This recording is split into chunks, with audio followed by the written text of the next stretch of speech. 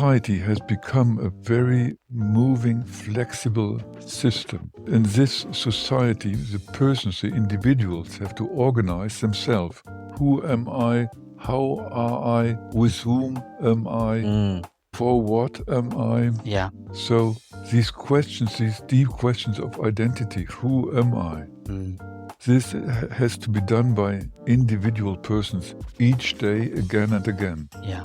Identity is a process that enables us to participate in society, but it has to be done individually and each day, again and again.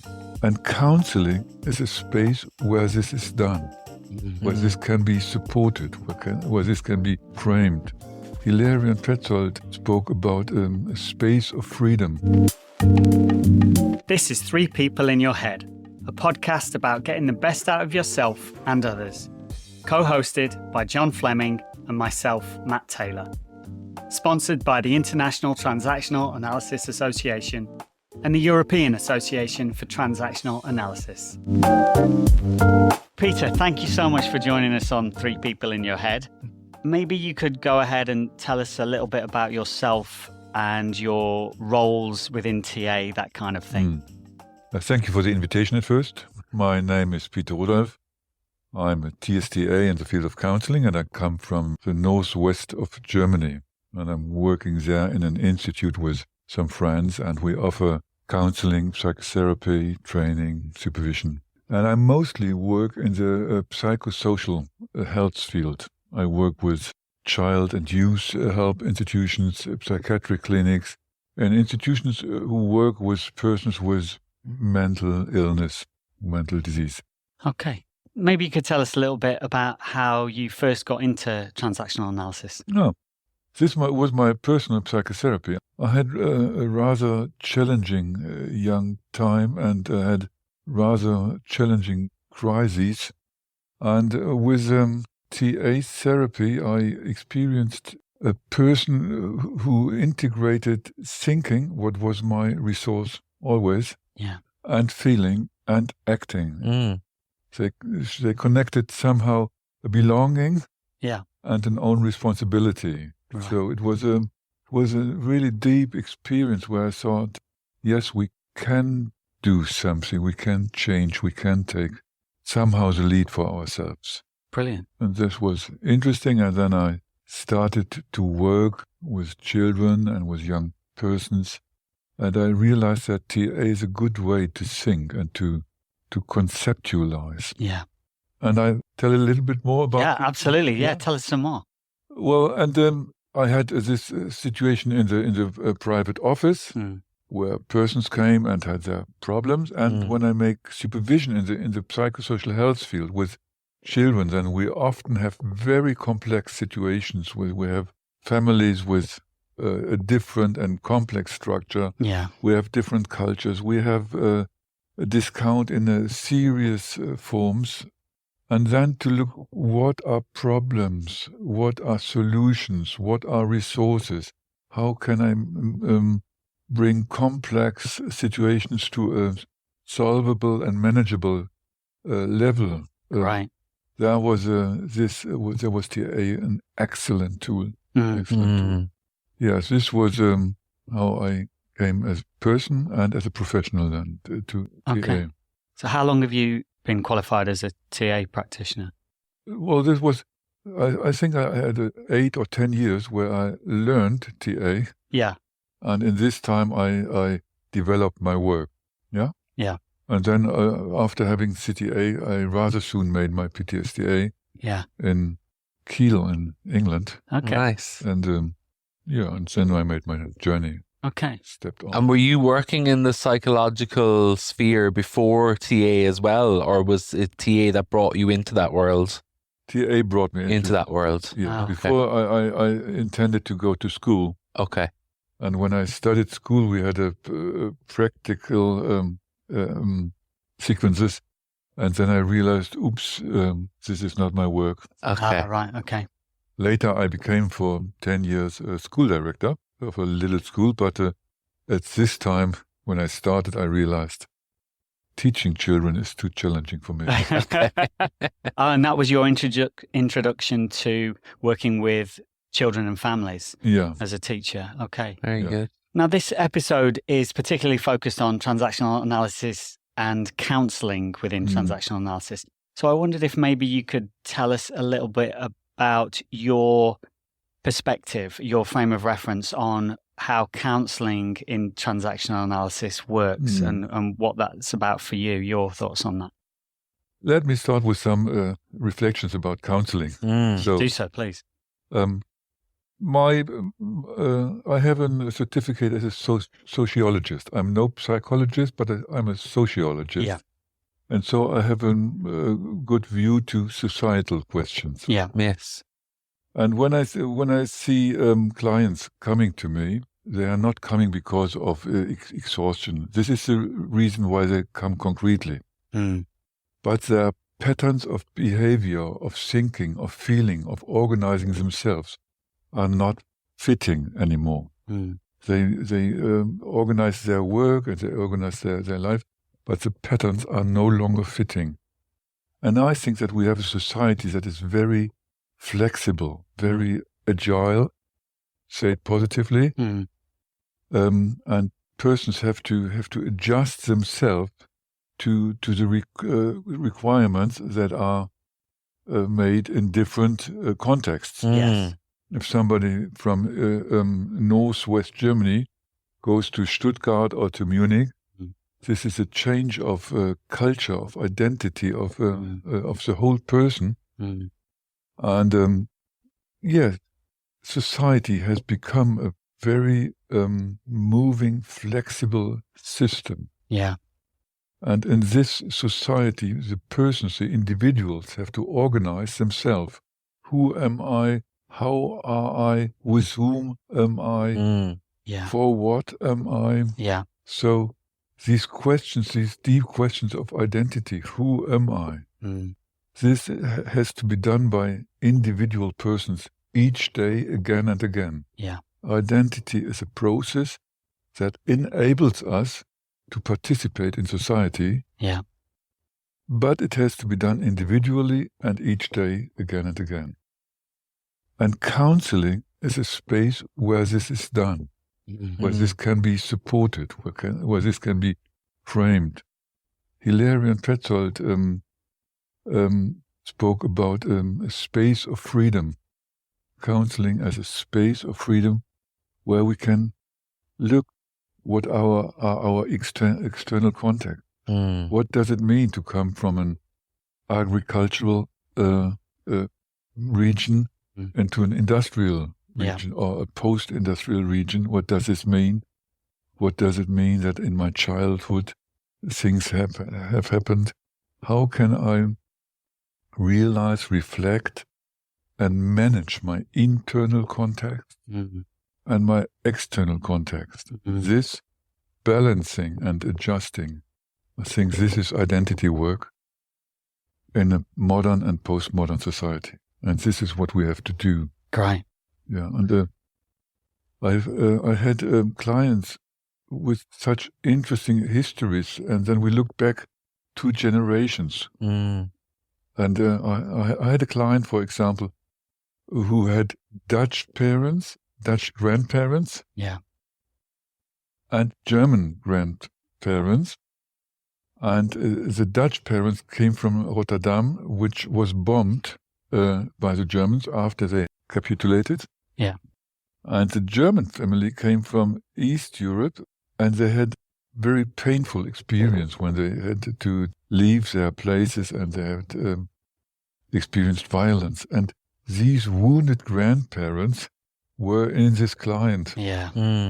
And to adjust it, to balance it, to bring it into one narrative so that he could work in Germany now.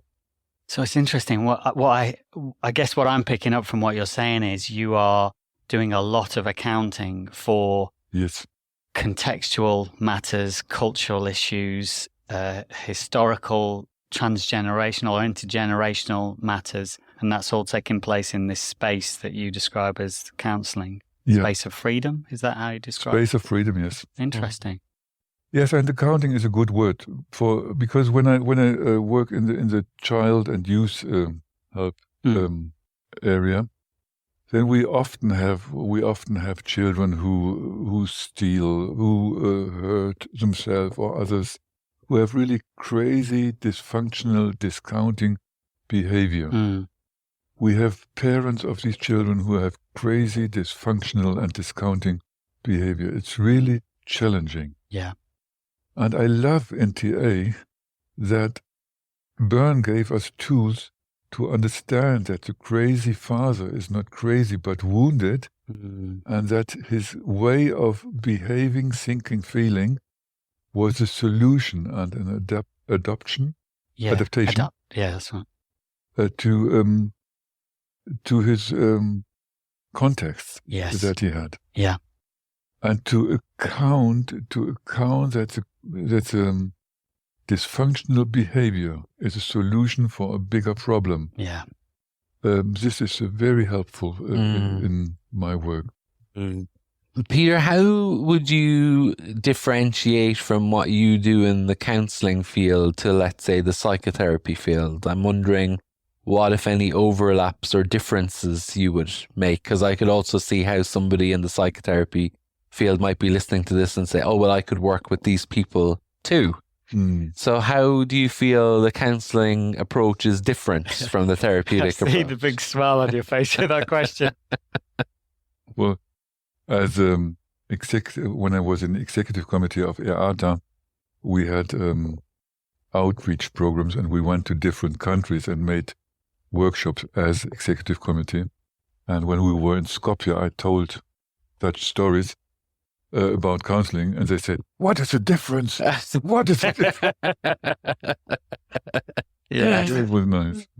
Well, in Germany we have it's rather easy to differentiate. I think so, because psychotherapy deals with illness, and the aim of psychotherapy, as I understand, is to cure. Is to support and to reach healing, so that the person who has a depression has afterwards no or less depression. This is not my aim. This is not my aim as a counselor. My aim as a counselor is to empower, to support the person to deal him or herself, to deal with the aspects that are part of my history, and to understand that this depression that I have is something that I do in loyalty to the died grandfather or whoever. And then I can understand the depression as a solution. And sometimes I step into it and connect myself with my grandfather, but I can step out as well, as an adult way of love and relationships, and so, and loyalty. So my aim is not healing. Yes. My aim is the development of personality and the empowerment towards external context and internal context. And your word of accounting is important. I account that I had this kind of internal defenses, not feeling, becoming anxious or whatever. I can account this, and I can account my parents who gave to me what they could, and what they could not give, they could not give. So accounting is an important aspect. So the counselling is really working with and in the adult ego state then, a lot of the time. With what? With the adult ego state, and looking to build capacity and resource and access to adult. Yeah, with the integrating adult ego state. Yeah, right. I work very, very much with system constellation and family constellation. Okay, yeah. In single settings.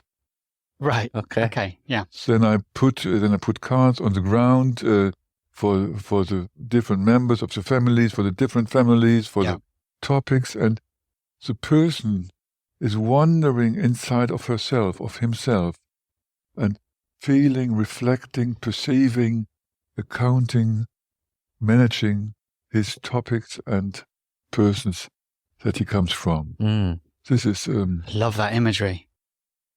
And as they are doing that, are they communicating with you and sharing their experience? And yeah, okay, they are wandering inside of themselves, and I'm wandering inside of them.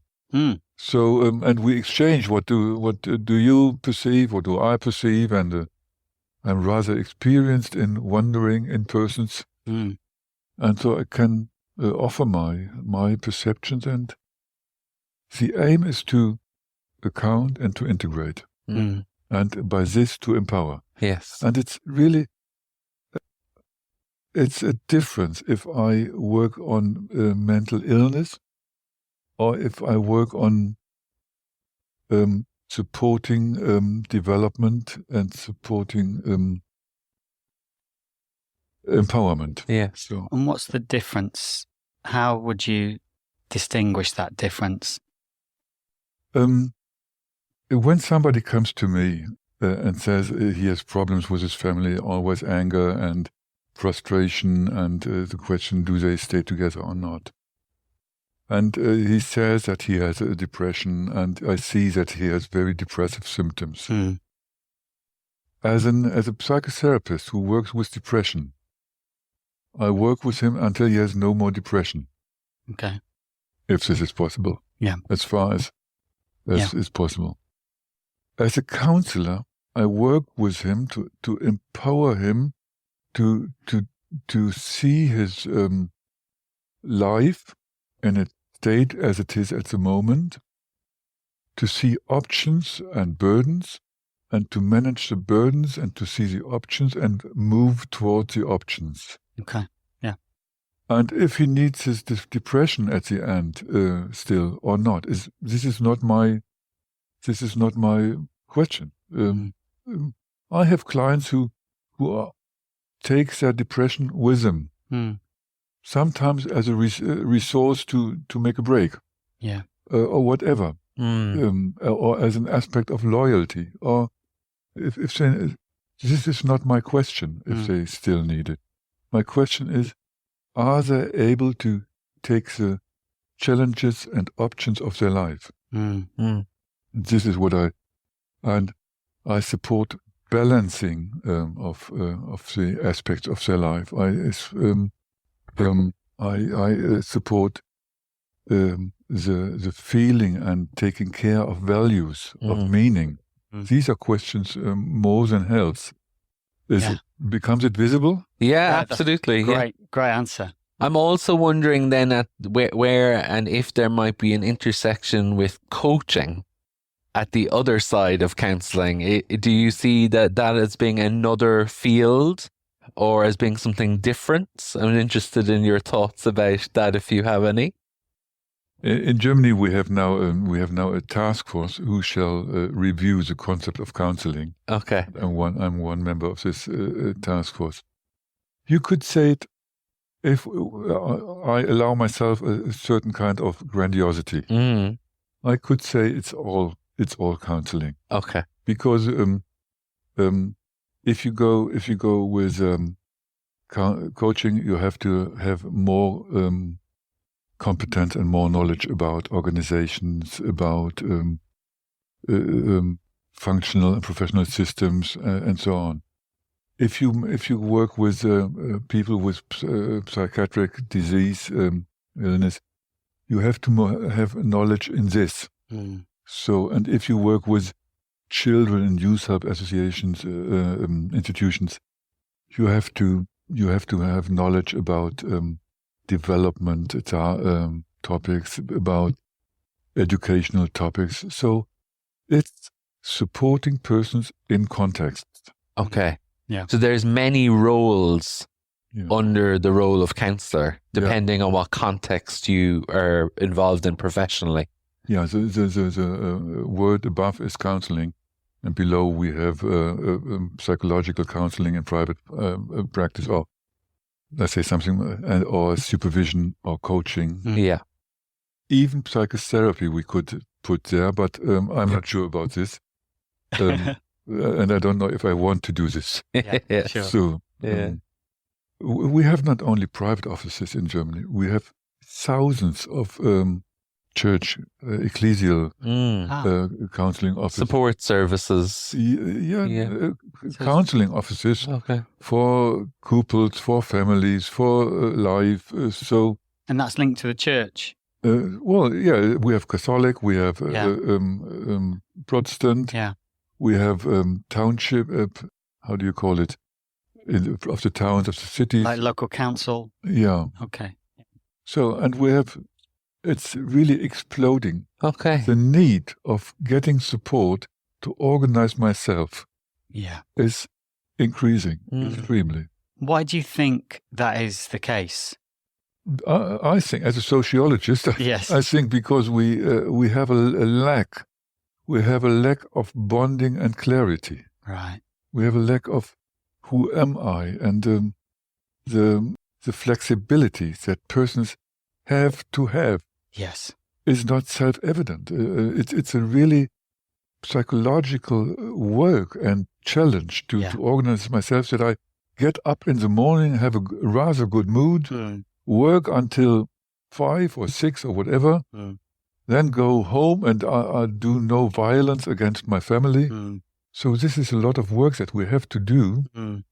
And the flexibility of our society, the lack of bonding, the lack of authentical contact are aspects that destroy the ability of persons to organize themselves in a good way. I really like the way you describe it as a person organizing themselves, because I recognize that there is a tension between being able to define who I am, as you mentioned earlier, and you also spoke to the idea that we are like a verb, ever-changing and constantly influenced by different demands from different cultural and societal influences. I think this is a good development that TAA makes at the moment. I think Michael Korpion calls it the relational turn. Yeah. We less and less we define a person just as a person, but we define a person as a person within a system. Yeah.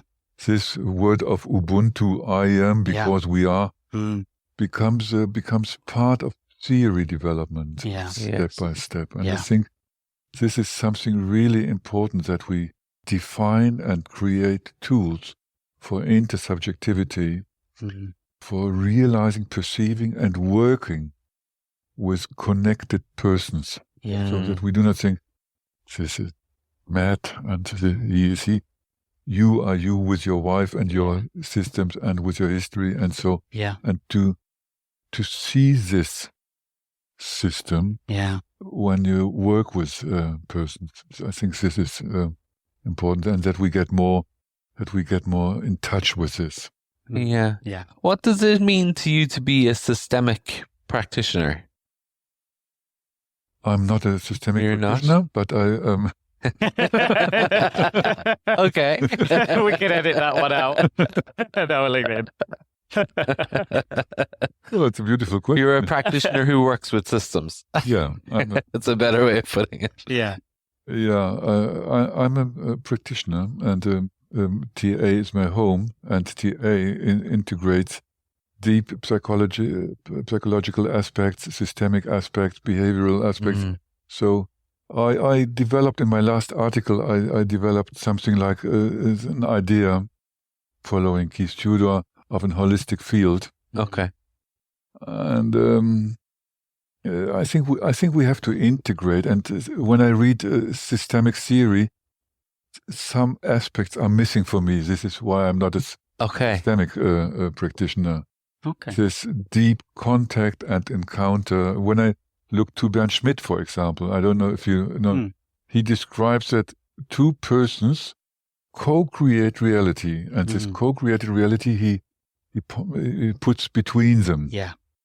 if I go to Matthias Sell, he brings these two persons in one field. He calls it the relational field. Yeah. And he shows very differentiated how they are connected and interrelated. Yes. And this is the direction where we have to go, because the societal need steps into this direction, and we have to build resources if somebody comes, and we have to understand that he is not he and she's not she, but he is something that comes from and goes to. Yes. Yeah. So we need developed concepts, and we are in this process now. Great. It's nice to hear somebody like yourself who's been, because you were president of EATA for how long? Was it a year? 3 years. 3 years, for 3 years. And that you are focused on developing ideas and thoughts around TA theory that means that TA theory is evolving. And that's something that I love about TA, actually, is that it's not a static piece of theory. It's constantly evolving. And especially for me, I really love the idea that we are who we are in relationship is how we are defined initially, and then how we grow and develop. And so paying attention to that. Yeah. As president of EATA, I think it was a little bit difficult. So I'm happy now not to be president. Oh, really? I'm more free. Yeah. Because 2/3 of our membership in Europe, of this, is psychotherapy. Yeah. And if we look to Eastern European members and associations, we have clear psychotherapeutical members, and we have to support them, and to those tools and concepts that work with the person have to be validated and researched and so on. But as a counselor, this is not my key interest. As a counselor, I think I work with social systems, and health is not my topic. Okay, yeah. My topic is responsibility, empowerment. This is mine. Do you feel like that might be a challenge for the professional associations then, the fact that we actually have a very broad set of applications, and that not everybody who might become president or have another role of responsibility might be interested or proficient in a particular area? Like you said, health isn't your area. I think this is a real challenge to the development of TA. Okay. And I'm not sure if we will stay together. I'm not sure. And I don't know if it's good to stay together in this way.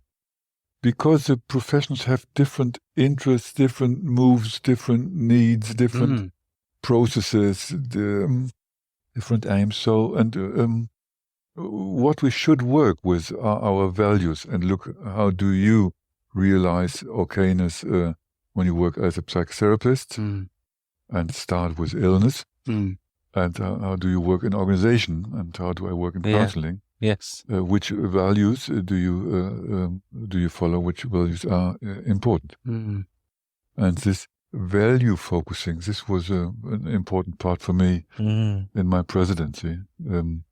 To look what brings us together. It was important for me that as EATA and ITAA, we made this support platform for those who are burdened by the war. And it was important for us not to say only Ukrainians, but all colleagues and friends and persons who are betroffen, who are impacted by war.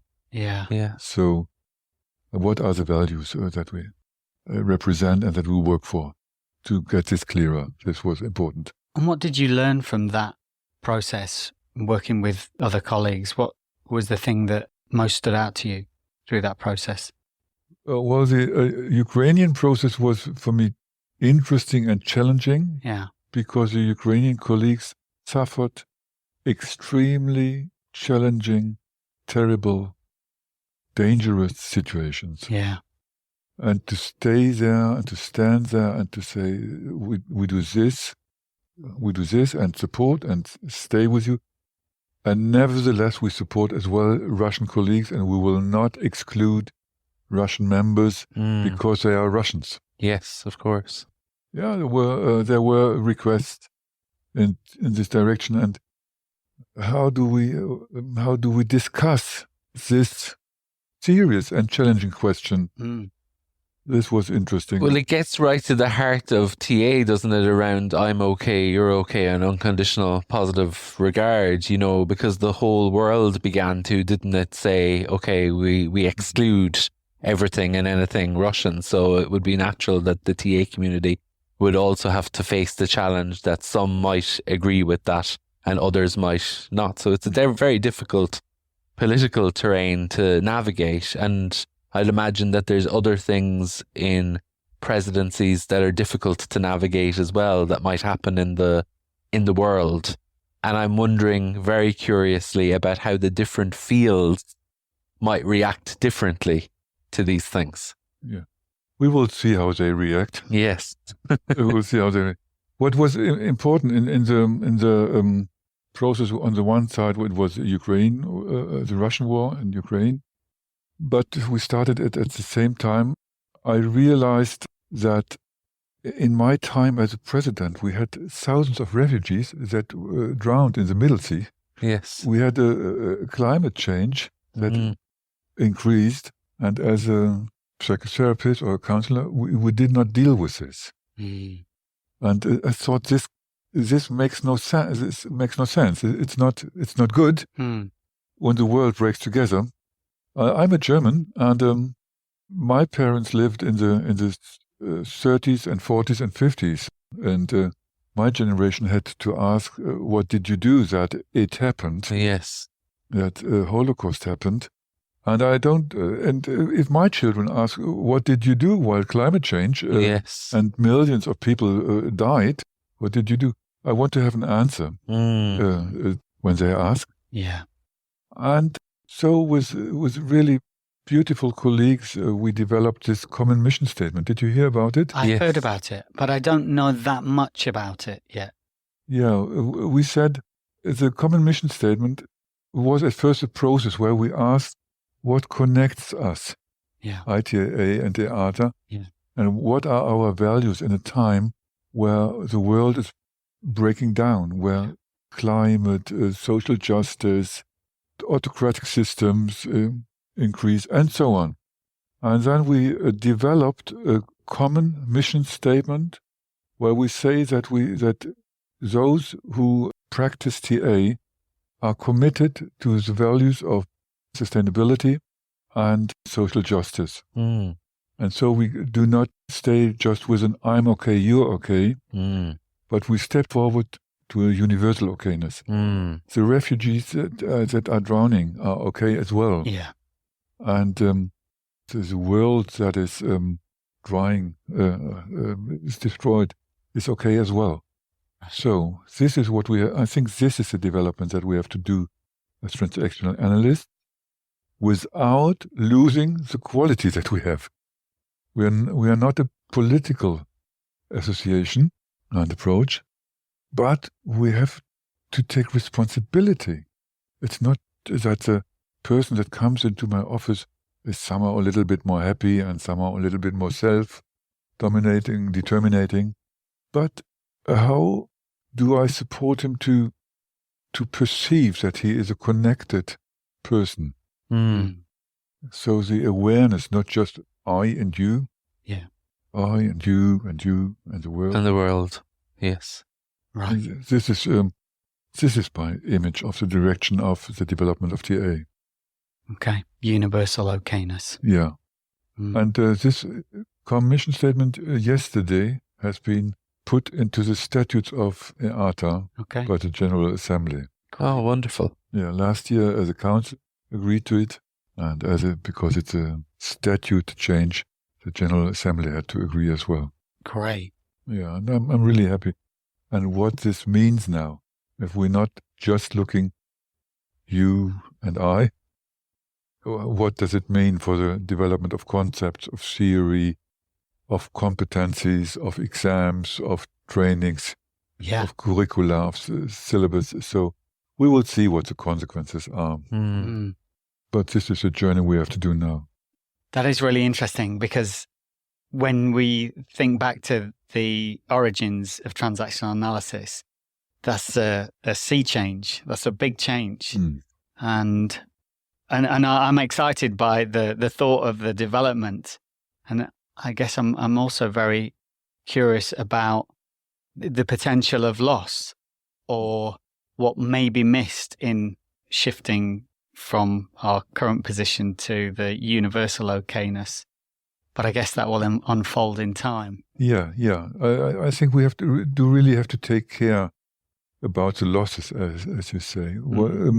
Because our colleagues from Spain to Kazakhstan, they work as psychotherapists, 2/3 of them. Okay. It's a big proportion, isn't it? Yeah. And psychotherapists, as I experience them, have a tendency to look to the single individual. person. Yes. Yeah, they are paid for the single person. Yes. Yeah. And this has to be respected. But as a counselor, I see that when I work with families, when I work with social systems, then I see that I am because we are. Yes. What comes to mind for me is the idea that already in theory, we have pieces like the 2-person plus that Keith Tudor talks about, or contextual transaction analysis, the James Sedgwick book. So there is already thoughts and ideas around psychotherapy that account for context. So it's exciting. There's a lot of really good movement and development in this theory. Yeah. And I'm curious how my psychotherapeutical colleagues develop their work so that it is still paid and accredited. Yes. And nevertheless, they have the relational turn as well. Yes. So, but they have to organize it via the ill person. Yes. And this is not my necessity. Yeah. If I think that this man should bring his wife or his children, I ask him to bring his wife and his children, or whoever is good and helpful. And I wonder as well if it is a total sea change, because when Burns started, there was a lot of group work. That's true, actually. And a lot of residential community settings. Yeah. So I don't know if TA does fully have its feet in individual work. I think this is a phenomenon after Burn, and it's become the status quo now that psychotherapy is done one-to-one. Yeah. But I'm not too sure that is where Burns' head was at. I mean, I don't know. I never met the man. But from the sense I get of him and who he was and what he was about, I think group work was a big thing for him. Yeah, I think so too. If I look to the work and to the development, to the reality of Burn, then we have social and we have group aspects and experiences and concepts and so on. Yeah. We have the radical psychiatry with Steiner and other authors. But the development of TA went towards a single person treatment. Yeah. Do you think that is because of the neoliberal context in the West, which focused on the individual? Do you think TA was influenced by that? This is a nice question. We maybe don't have time today. I think the history of the individual starts in the 15th century. Do you? When we have this proportion studies of Leonardo da Vinci. You know this guy who's standing in the middle? Yeah, the Vitruvian Man. Yeah. Yeah. He puts man into the center of the world. If you see other pictures from this time, then you see that God is in the middle and the persons are at the edge of pictures. Fascinating, yeah. Okay. And this was a time when capital, independent kings developed.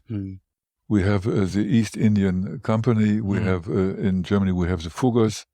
Capital and society became more flexible and more into a movement. Yes. And at the end of the 18th and 19th century, we have an industrialized society where the one meets the other as independent members of the market. Yes. Yes. And Freud did his part to follow this. And I read, when I was in London, I found a book of Sally Swartz, a South African author who wrote about psychoanalysis and colonialism. Colonialism. Yes. And she says that psychoanalysis has the patterns and the movements of colonialism. Fascinating. Because exploring and taming the unknown. Wow, that's really i.e. the unconscious. Yeah, it's very interesting. Yeah. I thought this is really interesting, and this is my thinking. We have to take care that we, as psychological supporters in our different professions, do not only support a single person to behave fitting to the economic requests. Yes. So I agree. I think economics has a huge impact, and also, in a way, psychotherapy has been productized to fit the capitalism narrative. You know, you meet one-on-one and people productize their services, you know, and I think there's a danger to that. But we won't get into a debate about capitalism this morning. So, neoliberalism, that was your question. This is one phase of these political and philosophical framings that lead to the single person treatment. Right, it was a development. So I'm very aware of go on and on. This is a fascinating conversation. We could talk for hours. I'd love to do another episode. Absolutely. We'll be having you back. We might have a panel discussion. It could be very interesting to have a panel discussion with colleagues from the other fields about some of the things that we talked to today, to see, you know, how different viewpoints agree or diverge. This would be interesting. And when there was a congress in Lindau of the German Association, we had a panel discussion about okayness. And it was interesting to see how okayness is now used in organizational development and societal development, and that we have to look, is this I am okay, you are okay? Is this a figure that is still fitting enough? And there are different views on this. Well, it's been, unfortunately, for the sake of time, we need to close there, but it's been such an interesting conversation. Yes, I feel so like much, the Peter. time passed so quickly. It was beautiful. Yeah, it was great. Yeah, thank you so much for your time, and thank you so much for sharing your knowledge and your wisdom with us. Much appreciated. You're welcome. Thank you for doing your work. Thank you. Thank you. As always, if you found anything in today's episode interesting, please feel free to reach out. You can visit our website, which has lots of information and resources, transactionalanalysispodcast.com. You can connect with us on all major platforms such as Instagram, Twitter, LinkedIn, and Facebook. And you can email us at info@transactionalanalysispodcast.com. If you aren't already, please follow us wherever you get your podcasts from. Thanks for listening. This episode is sponsored by the International Transactional Analysis Association. You can find out more information on the ITAA at www.ITAA-world.org/ITAA-membership-benefits. And the European Association for Transactional Analysis. You can find more information on EATA at www.eatanews.org.